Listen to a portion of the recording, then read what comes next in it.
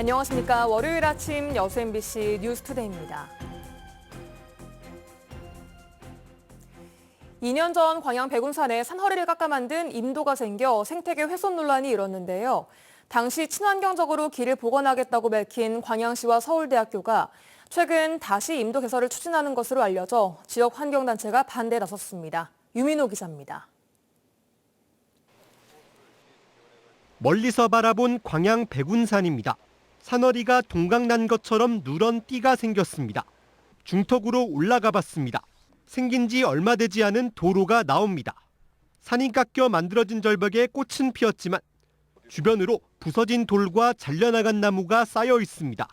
2년 전 6km 길이의 임도 개설이 논란이 되자 광양시와 남부학술림을 운영하는 서울대학교는 주변 환경을 해치지 않고 경관에 맞게 길을 복원하겠다고 밝혔습니다. 하지만 땅은 벌써 균열이 생겨 집중호우 시 산사태가 우려되는 데다 푸른 산과 어울리지 않는 은색 가드레일까지 단단히 박혔습니다. 가드레일 아래 이렇게 작은 나무를 심어놨는데 정작 다 자라면 다시 뽑아내야 될 판입니다. 여기에 많은 식물들이 죽었지 않겠습니까? 그리고 이렇게 복원이라고 해놓은 복원의 모습들이 제대로 되어 보이지 않습니다. 이거 역시도 생태계에는 방해를 주는 교란종이다. 백운산의 상처가 아물지 않은 상황에서 최근 서울대학교가 총 길이 7km의 임도 개설을 추진하고 있는 것으로 알려져 지역 환경단체가 반발하고 나섰습니다.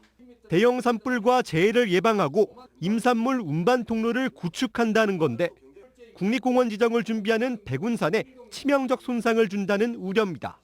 천연의 모습 그대로 잘 보존하고 가꿔야 할 백운산을 이렇게 갈기갈기 갈라놓는 임도를 개설한다는 것은 이율배반적인 일이라 하지 않을 수 없습니다. 서울대학교 관계자는 임도 개설은 아직 확정된 사안이 아니라며 광양시, 지역민과 협의를 이어갈 계획이라고 밝혔습니다. 또 생태복구 전문가 자문을 얻어 기존 임도를 친환경적으로 복원하는 데 노력하고 있다고 덧붙였습니다. MBC 뉴스 유민호입니다. 여수 대표 봄꽃축제인 영취산 진달래 축제가 지난 주말 이틀 동안 흥국사 산림공원과 영취산 일원에서 열렸습니다. 코로나19 이후 4년 만에 열리는 이번 축제는 인간과 자연이 함께하는 축제라는 주제로 산신제와 산상음악회 등 다양한 프로그램이 진행됐습니다. 여수시는 관광객이 몰릴 것을 대비해 흥국사 경유 노선을 늘리고 차량 출입을 제한해 방문객들의 안전과 편의를 제공했습니다. 포스코가 지난해 광양 지역 공급사를 대상으로 구매한 금액이 처음으로 1조 원을 넘어섰습니다. 포스코 광양제철소는 지난해 광양 지역 공급사 대상 구매 금액이 1조 1,600억 원으로 전년 대비 17% 증가했다고 밝혔습니다. 이어 구매 대금은 납품 후 모두 현금으로 지급돼 지역 경기 활성화에 기여하고 있다며 앞으로도 지역 업체 대상 구매 금액을 확대하겠다고 덧붙였습니다. 전남도청 사무관리비 문제에서는 공직사회 도덕성 기준이 시민사회 기준과 큰 차이가 있다는 사실이 드러났습니다.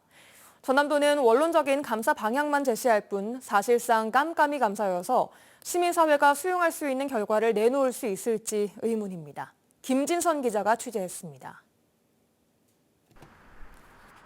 사무관리비 전수조사에 나선 전라남도. 3년치 자료만 감사하는 것으로 감사 범위가 축소됐는데 이 기간 사무관리비는 1,740억 원에 달합니다. 미집행된 돈은 45억 원. 결국 7명의 감사반이 1,695억 원의 사무관리비 집행 내역과 견적서, 영수증의 정당성 여부를 살펴야 합니다. 본청 실거와 직속기관, 사업소, 의회 사무처 등 수감 대상도 74개 기관 부서에 이릅니다. 그런 부분이 전반적으로 이루어지는 것인지 아니면 어떤 관행에 의해서 불가피하게 이루어진 측면이 있는 것인지 하는 부분들을 전반적으로 조사를 해서 국제협력관실 직원의 사무관리비 사적 사용 사례에서 보듯 결제 과정에 포함된 견적서와 영수증만으로는 사무관리비 사적 사용 여부 확인이 불가능합니다. 결국 내부 고발 등 익명의 공직자 신고가 핵심. 그러나 별도의 신고 창구도 없고 이미 부서 내 결제를 통과한 계산서와 지출 증빙서 등을 재확인하는 수준의 감사에 머물고 있습니다. 사무관리비가 사적 용도로 이용된 정황들이 충분히 지금 나타나고 있고 이게 감사관실의 자체 감사만으로는 그 진실관계가 온전하게 드러나기는 어렵다고. 전남도청 공무원 노조 매점의 지마켓 개정으로 이뤄진 구매 내역 확보가 중요한 이유입니다. 하지만 지마켓 구매 내역을 갖고 있는 전남도청 공무원 노조는 자료 공개 여부에 대한 구체적인 언급 대신 감사에 적극 협조하겠다는 말만 반복하고 있고 감사관실도 마찬가지입니다. 지금 감사를 진행 중인 사항이기 때문에 다른 말씀 못 드리겠습니다. 단돈 1원의 세금도 허투루 사용되면 안 된다는 시민사회의 기준과 달리 세금의 사적 사용을 소액이라며 훈계 처리했던 전남도청.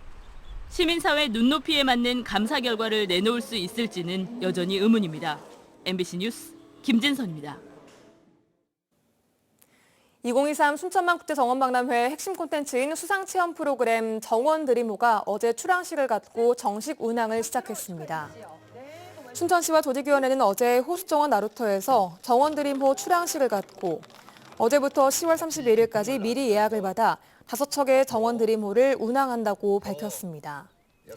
정원드림호는 이번 박람회에서 새롭게 선보이는 핵심 콘텐츠의 하나로 국가정원 내 호수정원에서 동천 테라스까지 2.5km의 뱃길을 편도 또는 왕복 코스로 운항하며 특별한 볼거리와 체험거리로 인기를 끌고 있습니다. 오는 2030년 쓰레기 매립 금지에 따라 광주시는 대규모 소각시설 사업을 추진하고 있습니다. 광주시는 쓰레기 소각시설이 혐오시설로 인식된 만큼 다양한 지원 대책 등을 조건으로 내걸고 공모 방식 등을 통해 유치 경쟁을 시키겠다는 계획인데요. 하지만 주민들의 반발도 만만치가 않습니다. 보도에 김영창 기자입니다. 광주시가 최근 개최한 쓰레기 소각시설 건립과 관련한 첫 영역보고회 현장입니다. 광주시 관계자와 주민들이 참석한 가운데 광주시는 6만 6천 제곱미터 부지에 하루 생활 쓰레기 650톤을 처리할 수 있는 소각시설이 필요하다고 설명했습니다. 건축 면적을 포함해서 자연복지 지역을 기준으로 했을 때는 약 면적이 6만 6천 정도 이상이 필요하고요. 당장 다음 달부터 소각시설 건립 후보지 선정 절차에 들어갈 예정이지만 지역민들을 설득하기엔 쉽지 않아 보입니다. 소구의 경우 상무 소각장이 지난 2016년에 환경 문제로 폐쇄됐고 현재 쓰레기 직매립장이 있는 남구에 소각장까지 들어선다면 극심한 반대가 예상됩니다. 또한 나머지 자치구에서도 현재까지 별다른 입장이 없는 것으로 알려졌습니다. 그러나 공모 외엔 마땅한 대책도 없는 상황. 혐오 설비니까 누가 공모를 안 했어요. 그럼 어떡하실 거예요? 이 때문에 주민들을 먼저 설득하는 것이 최대 관건입니다. 광주시는 오염물질을 최소한으로 배출하는 친환경 소각시설을 구축할 예정입니다. 여기에 전체 공사비 중 20%로 공원과 수영장 등 체육시설을 짓고 폐기물 반입 수수료에서 일부를 주민 지원 기금으로 조성하는 등 주민 수용성을 높이는 방안을 내놨습니다. 저희들이 문화, 체육 시설, 시설은 지하로 하고 상부에는 주민들을 위한 그런 시설을 만들어서 어떤 광주 지역의 가장 랜드마크화하는 이런 방식으로 저희들이 고려를 하고 있습니다. 2030년부터 쓰레기 직매립 금지에 따라 반드시 대규모 소각시설이 필요한 광주시. 대표적인 기피 혐오 시설로 부정적인 인식이 강한 상황에서 광주시가 어떻게 돌파구를 찾을 수 있을지 관심이 모아지고 있습니다. MBC 뉴스 김영창입니다. 전라남도가 지역 가뭄 상황에 대비해 광양만권 하수 재이용 시설 사업을 건의했습니다. 김영로 전남지사는 최근 순천 상사호를 방문한 윤석열 대통령에게 50년 만에 극한 가뭄 상황으로 도민 불편이 깊어지고 있다며 가뭄 극복을 위해 1,100억 원 규모의 광양만권 하수 재이용 시설과 도서지역 광역상수도 연결을 위한 사업비 1,500억 원 등을 요청했습니다. 올해 들어 전남 지역의 강수량은 120mm로 평년에 비해 78% 수준이며 현재 지역 주민들의 상수 식수원인 주암댐 저수율은 20.9%입니다.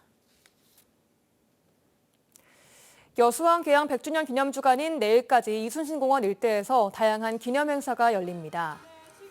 여수시는 여수항 100주년을 맞아 그제 기념식을 시작으로 그림과 글짓기 대회와 사진전 요트 체험 등 다양한 행사를 개최하고 있으며 여수항 일원의 소공원 조성과 항만 친수공원 건립도 추진 중이라고 밝혔습니다. 여수항은 일제강점기인 1923년 4월 1일 세관 지정항으로 개항했으며 부산항에 이어 두 번째 수산항으로 자리매김하고 있습니다.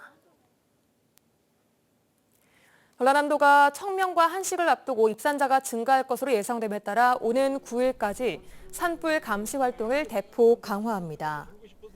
전남도와 22개 시군은 이 기간 동안 관내 등산로와 묘지, 유원지 등 산불 취약 지역에 인력을 집중 배치해 감시하고 산불 예방 캠페인과 차량 가두 방송, 기동 단속 활동도 함께 추진할 계획입니다.